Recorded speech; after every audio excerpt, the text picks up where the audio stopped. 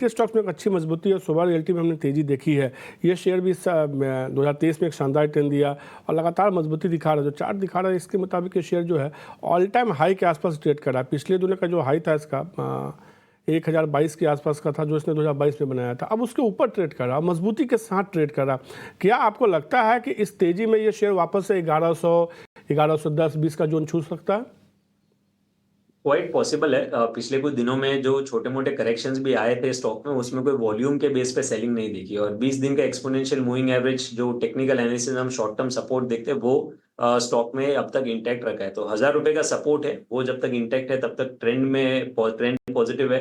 आज के वॉल्यूम्स भी देखे तो पिछले कुछ दिनों से जो रोज पूरे दिन में वॉल्यूम्स होते हैं, उससे बेहतर वॉल्यूम्स आज आधे दिन में ही हो गए। सो यहाँ पे 1100-1120 तक जाने की पॉसिबिलिटीज काफी हाई है। मॉर्निंग, बताइए। गुड मॉर्निंग पूजा। आज जैसा आप कह रही थी, एशियाई बाजारों से तो अच्छे संकेत नहीं है और जापान के बाजार गुरुवार तक कल तक बंद है, लेकिन अमेरिकी बाजारों के साल के पहले दिन कल शुरुआत हुई, लेकिन यहां पर कमजोर शुरुआत कह सकते हैं। हालांकि डाउ में रिकवरी जरूर दिखी, रिकॉर्ड स्तर पर जरूर बंद हुआ, लेकिन मामूली तेजी है यहां पर। नैस्डैक में काफी गिरावट दिखी। अक्टूबर के बाद सबसे कमजोर दिन था नैस्डैक के लिए, करीब 0.25% की गिरावट। S&P 500 में भी आधे % से ज्यादा की गिरावट यहां पर देखने को मिली। नास्डैक में गिरावट की वजह बार्कलेज ने जिस तरह से एप्पल को डाउनग्रेड किया है, उसका दबाव दिखा। करीब 4% की गिरावट एप्पल में दिखी और बाकी टेक शेयरों में भी जबरदस्त गिरावट दिखी, चाहे वो अल्फाबेट हो, इंटेल हो, एनवीडिया हो, तमाम कंपनियां कमजोर दिखी और उसका दबाव यहां पर साफ तौर पे दिखा। अन्य संकेतों की अगर बात करें तो बाजार के लिए आज कुछ अहम डेटा यूएस मार्केट में आने वाले हैं। फेड के मिनट जारी होंगे, ISM मैन्युफैक्चरिंग के आंकड़े जारी होंगे और साथ ही जॉब ओपनिंग्स के नंबर भी जारी होंगे, जिस पर नजर रहेगी। कल यूएस मार्केट में जॉबलेस क्लेम और फिर फ्राइडे को दिसंबर महीने की जॉब रिपोर्ट पर भी बाजार की नजर रहेगी। तो ये कुछ अहम डेटा है जहां पर बाजार काफी क्लोजली नजर रखेगा। अन्य संकेत की बात करें तो कच्चा तेल कल दिन के दौरान 2% के आसपास की तेजी दिख रही थी, लेकिन इवनिंग सेशन में वहां पर दबाव बना, क्योंकि यूएस में रिकॉर्ड प्रोडक्शन का दबाव बना। लाल सागर को लेकर चिंता यही है, लाल सागर में अब ईरान के वॉरशिप पहुंचने से चिंता बढ़ी है, क्योंकि ऑलरेडी वहां पे वहां की नेवी के टास्क फोर्स, यूएस के टास्क फोर्स वहां पर तैनात है, फ्रांस के, यूएस के। तो चिंता हो सकता है कि वहां पर तनाव कुछ बढ़ जाए लाल सागर को लेकर। और कई सारी बड़ी शिपिंग कंपनियां ने लाल सागर से के रूट में फिलहाल अपने शिप भेजने से मना कर दिया है। तो ये कुछ खबरें हैं जिन पर बाजार की नजर रहेगी। यूएस 10 ईयर बॉन्ड डील की बात करें तो वहां पर वापस से तेजी दिखनी शुरू हो गई है। 3.94% के आसपास आ गया है। डॉलर इंडेक्स में फिर से हल्की तेजी कल दिखी थी, अभी 102 के आसपास है डॉलर इंडेक्स का लेवल। गोल्ड में स्थिरता दिख रही है, क्रिप्टो में वापस से खरीदारी दिख रही है। कोई अन्य संकेत तो इस तरह के हैं, लेकिन बाजार में कुल मिलाकर आज बहुत अच्छे संकेत तो नहीं कह सकते हैं, और खास करके टेक शेयरों के लिए तो अच्छे संकेत नहीं है आज। टेक शेयरों के लिए अच्छे संकेत नहीं है, क्योंकि कल बॉडीज में भी हमने देखा तेजी थी, 3.9% की। डॉलर इंडेक्स में भी मजबूती थी और उसका असर हमने कल टेक शेयरों में देखा। बहुत बहुत शुक्रिया विश्वमोहन आपका ये पूरा अपडेट देने के लिए।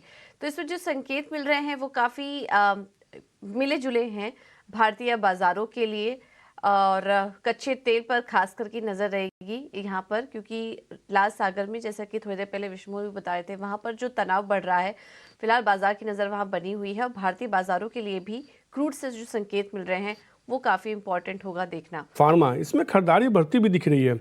अब ये शेयर करीब 6% की मजबूती के साथ तेजी दिखा रहा है, दिन के ऊपरी स्तर के आसपास पहुंच रहा है। मार्क्संस फार्मा एक अच्छी मजबूती देखने को मिली है। क्या राय होगी शेयर पे आपकी? अच्छा है, हाई टॉप हाई बॉटम का स्ट्रक्चर है, वॉल्यूम्स अच्छे हैं, प्राइस अपमूव में, करेक्शंस छोटे मोटे आ रहे हैं, तो कोई बड़े वॉल्यूम के साथ में सेल ऑफ नहीं है। सो आई थिंक ये सभी स्ट्रक्चर एक अनस्ट्रक्चर्ड जो बुल ट्रेंड होता है उसी के है। अब थोड़े से टारगेट्स देना डिफिकल्ट है, क्योंककि स्टॉक ऑल टाइम हाई पे ट्रेड कर रहा है। बट मेरे हिसाब से बेहतर है कि एक ट्रेडिंग स्टॉप लॉस मेथड करके एक पॉजिटिव बायस के साथ ट्रेंड को राइड करे। 162 एक इंपॉर्टेंट सपोर्ट अब स्टॉक के लिए बना है, तो फ्रेश बाइंग भी करनी है थोड़े शॉर्ट टर्म के लिए, तो 162 के नीचे स्टॉप लॉस रख के खरीदारी इस स्टॉक में की जा सकती है। तो मार्क्संस फार्मा उचित को पसंद आ रहा है, उनको लगता है कि आप चाहें तो इस लेवल पे या थोड़ा नीचे आता है तो खरीदारी कीजिए, लेकिन 162 रुपये का आपको इसमें स्टॉप लॉस लगाना होगा। मैक्स इंडिया, फिर मैं ऑप्शन के चैंपियन की बात करूंगा। थोड़ी देर पहले शो के शुरुआत में जब देख रहा था तब ये करीब 10% की तेजी थी। अब मैक्स इंडिया में तेजी और बढ़ती भी दिख रही है, करीब 11-11.5% की मजबूती देखने को मिल रही है। ये शेयर अब आज का हाई 232 रुपये के आसपास का है और ये शेयर भी अपने ऑल टाइम हाई पर ट्रेड कर रहा है। मैक्स इंडिया का एक बार चार्ट दिखाइए। क्या आपको लगता है कि शेयर में और अच्छी मजबूती देखने को मिल सकती है? अभी ये करीब 229 के आसपास ट्रेड कर रहा है।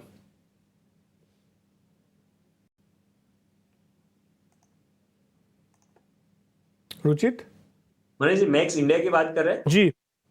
ओके, हाँ, तो अगर ब्रॉडली देखें तो ट्रेंड तो काफी स्ट्रॉन्ग है। जैसे आपने कहा कि ऑल टाइम हाई के आसपास ट्रेड कर रहा है। लास्ट 3-4 ट्रेडिंग सेशन में वॉल्यूम्स भी काफी बेहतर है। उन्होंने सिर्फ आज एक ही दिन की मूव नहीं है, इनफैक्ट लास्ट 2 दिनों में 40% स्टॉक ये चल चुका है। ये हफ्ते में अगर देखें फ्राइडे की क्लोजिंग के कंपेरेटिव में, तो स्टॉक 40% ऑलरेडी ऊपर है। तो फ्रेश बाइंग के लिए तो नहीं रेकमेंड करूंगा, क्योंकि यहाँ पे स्टॉप लॉसेस नजदीक में छोटे स्टॉप लॉसेस नहीं मिलेंगे।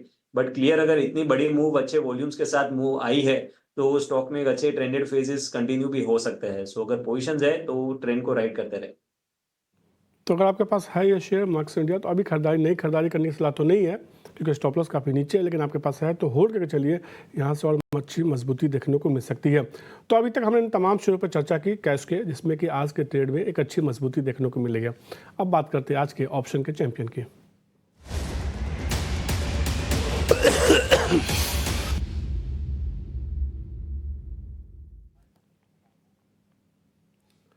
और ऑप्शन का चैंपियन बताने के लिए हमारे साथ जेएम फाइनेंशियल की सोनी पटनायक जुड़ चुकी है। सोनी नमस्कार। जिस तरीके से हम देख रहे हैं कि बाजार में आज उतार चढ़ाव का माहौल देखने को मिला, निफ्टी बैंक निफ्टी में थोड़ा दबाव है, क्या आप शेयरों पे ज़्यादा ध्यान देंगी और कॉल या पुट किस पे आपके नज़र है आज के लिए? जी, good afternoon Manish ji. And definitely आज का जो मार्केट इंडेक्सेस को लेकर इतना वॉलेटाइल मूवमेंट दे रहा है, तो इससे बेटर है कि हम स्टॉक स्पेसिफिक मूवमेंट पे ध्यान दें। सो आज का ऑप्शंस के चैंपियन में जो मैं रेकमेंड करना चाहूंगी वो है Godrej properties 2100 call option. Godrej properties के स्टॉक में अगर हम देखेंगे तो लास्ट 5 डेज का एक हाई को आज एक साथ उसने ब्रेक किया है। 2000 का काफी अच्छा सपोर्ट है और ऊपर की तरफ स्टॉक 2100 प्लस लेवल्स जाने के लिए काफी अच्छे से तैयार हो चुका है। तो इसलिए 2100 का कॉल ऑप्शन आप करंट लेवल पे खरीद सकते हैं। 60 to 64 के रेंज में आप बाय कर सकते हैं और इसका स्टॉप लॉस छोटा ही लगाएंगे। हम 51 का स्टॉप लॉस प्लेस करेंगे और इसका जो टारगेट रहेगा वो 80 से 90 के बीच में टारगेट है। लॉट साइज काफी छोटा है 475। सो स्ट्रिक्ट स्टॉप लॉस के साथ अगर आप मेंटेन करेंगे तो आपका मैक्सिमम रिस्क यहाँ पे 6600 पे ही आ सकता है। और अगर टारगेट अचीव हो गया जैसे कि हम एक्सपेक्ट करें कि यहाँ से मूवमेंट देगा, तो यहाँ से मैक्सिमम रिवॉर्ड आपका 11800 प्लस लेवल्स पे हो सकता है।